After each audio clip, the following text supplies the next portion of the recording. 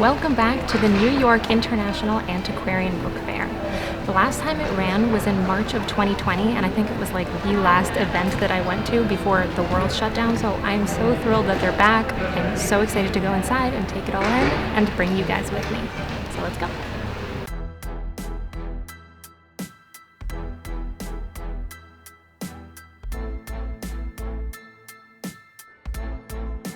This year's New York International Antiquarian Book Fair had over 200 exhibitors from all around the world and was visited by over 9,500 guests. There were so many incredible things to see and even touch, and this video is going to be a rapid-fire montage showing you the coolest things that I saw at the fair. And I hope you're ready because it's a lot. First up, we have an original miniature manuscript handwritten by Charlotte Bronte. It sold for $1.25 million. A contemporary publication from 1780 on the proceedings of the trial of my boy John Andre. First editions galore.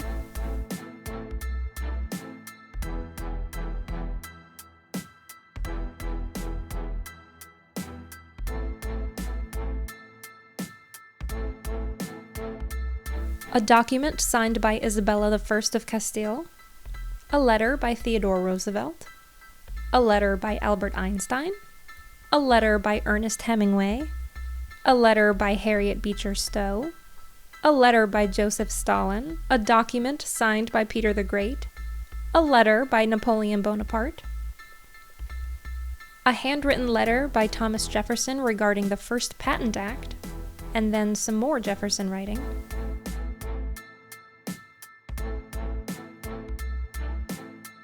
There was a lot of stuff relating to Abraham Lincoln, like this handwritten first-hand account of Lincoln's assassination, some strands of Lincoln's hair, and a commemorative mourning fan. Daniel Weinberg, owner of the Abraham Lincoln Bookshop in Chicago, was kind enough to show us a small cutting from a dress stained with Abraham Lincoln's blood. It was part of a dress worn by actress Laura Keene, who was performing in Our American Cousin on the day that Lincoln was shot. Right after the incident took place, Keene rushed up to the booth and cradled Lincoln's head, hence the blood-stained dress. This is the letter that she gave it just a month after the assassination, and then here's the cloth itself. And that's pretty purple. Once the doctor put his finger in there to relieve the pressure and let blood come down and get the pressure off the brain, and it then flowed down her dress. Not a huge amount, but it did. That's why I think this is right near there, because it's so purple still, so dark. The piece of dress also comes with a small collection of other relevant items. A nice carte de visite of Laura Keene. This is Tom Gurley, and he was the stage manager, and he's the one who accompanied Laura Keene up. They went outside into the alley where Booth had just been. His horse was waiting for him there. But he and Laura Keene went up with a pitcher of water. And so I have a cabinet card of him. Our American Cousin was the play. No one did American Cousin after that. But then in '69, they decided to print it again. Not publish it. They're careful to say, so they're just printing it, that's all they're doing. So that's a little collection that we have here to accompany that little fragment, but it's a blood relic and it puts you right there in the box. I've had 4 pieces from this dress. That's how I know with this one, when it came to me, the first one was about this big with the full floral arrangement. I said, what can this be? So I went down to Springfield, Illinois, because in 1866, Laura Keene had went through Springfield and gave a piece to the state of Illinois. And so I hightailed it down to put mine next to it to see if it was the same. Indeed, when I put mine next to it, my blood flowed right down into theirs. So mine was the second one she took off. But really the third, because this one, she said in May 20th, it's just weeks after the assassination. So that's what this is. Let's get back to it.